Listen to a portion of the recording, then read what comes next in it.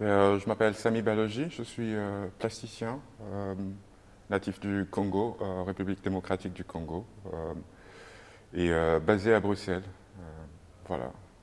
L'expo présente est en fait une présentation de trois séries, trois différents travaux qui traitent d'une temporalité qui est assez importante, dans ce sens qu'elle part du XVe siècle jusqu'au Congo contemporain. L'idée, c'est de pouvoir analyser en fait l'influence de ce pays, de ce territoire, au contact à la fois avec le Portugal au XVe siècle, effectivement, et l'implantation, effectivement, de la colonisation fin XIXe siècle, de voir aussi les effets de cette colonisation et à la fin, essayer d'analyser aussi l'actualité, donc le contemporain, et comment ça se vit, comment ça se pense et comment ça occupe un peu l'espace social.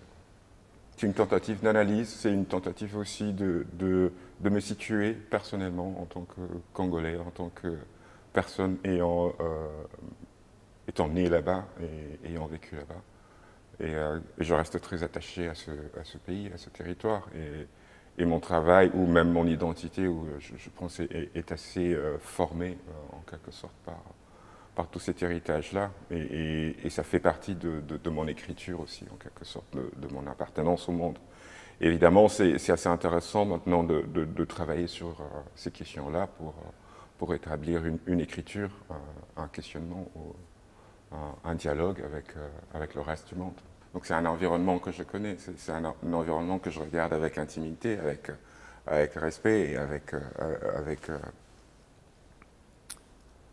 une sensibilité, parce que c'est des espaces que je connais.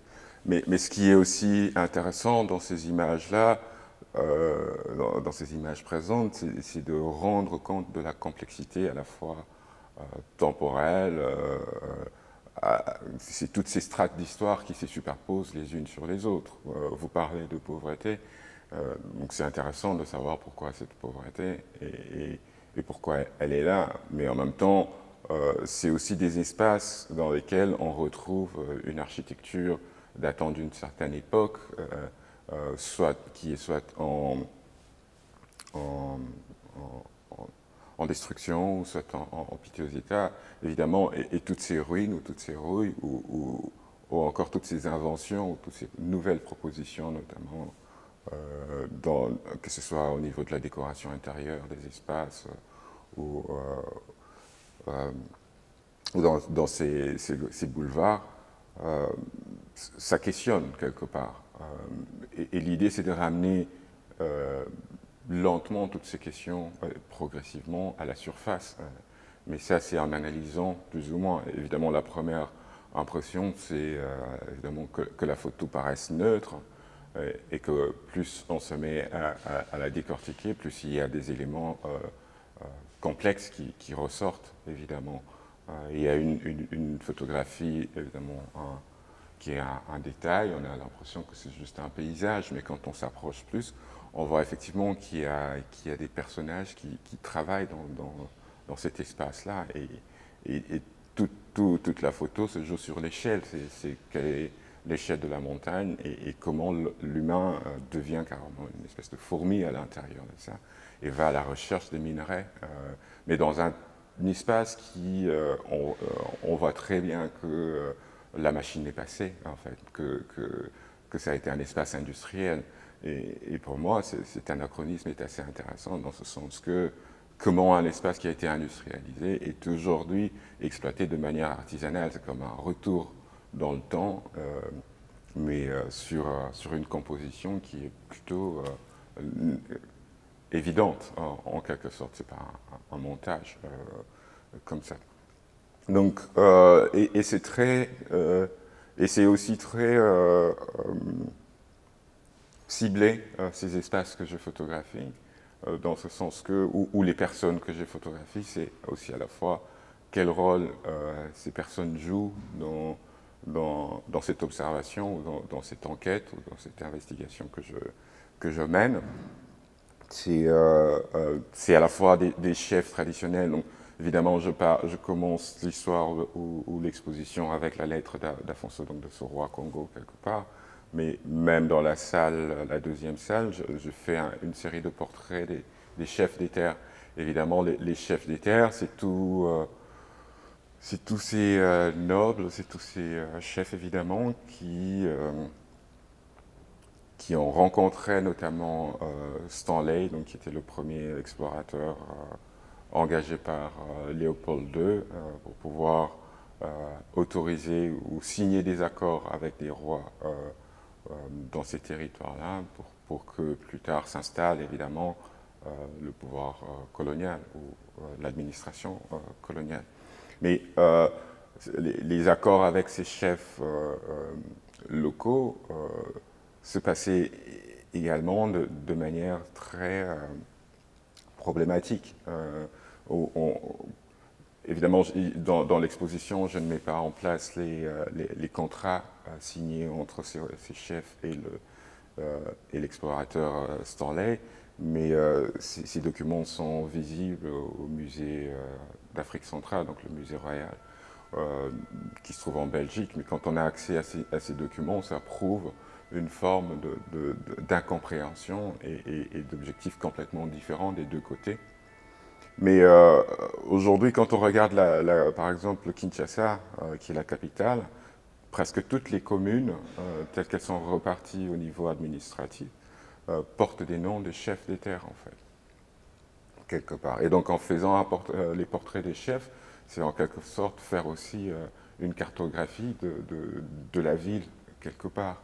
Mais après, il y a aussi ce lien entre le traditionnel et le soi-disant moderne qui s'installe avec l'administration coloniale. C'est un rapport de tension que l'on sait encore percevoir jusqu'à aujourd'hui.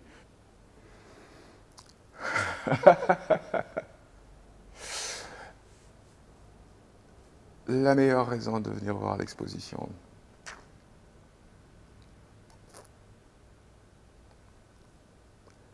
Je pense que, évidemment, je l'ai dit dans la conversation que nous avons eue,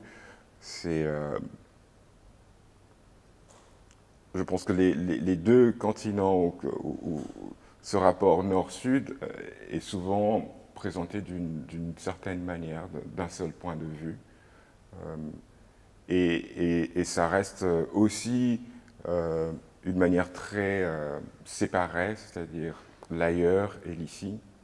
Mais en réalité, je pense que ces deux continents sont ont une très très longue histoire qui mérite d'être regardée et d'être analysée dans un aspect beaucoup plus inclusif et aussi autocritique des deux côtés, hein, je pense.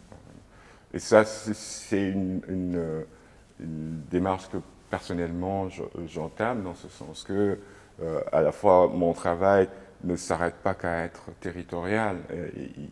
C'est un travail qui est beaucoup plus ouvert que ça, qui est orienté aussi vers tous ces échanges et comment effectivement cet espace est façonné et comment moi personnellement comme individu je suis aussi façonné par ces deux espaces en les traversant. Et donc ouais, c'est pour des personnes intéressées à se questionner ou à questionner ce qu'ils savent, par exemple, du Congo. C'est une belle occasion, en fait, de venir, je dirais.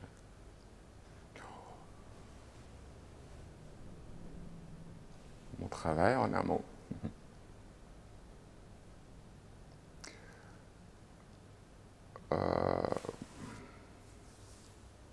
En un mot.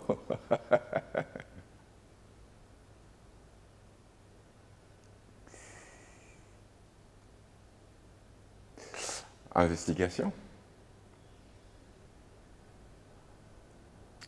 Samy, pathologie. Ah là, c'est déjà deux mots.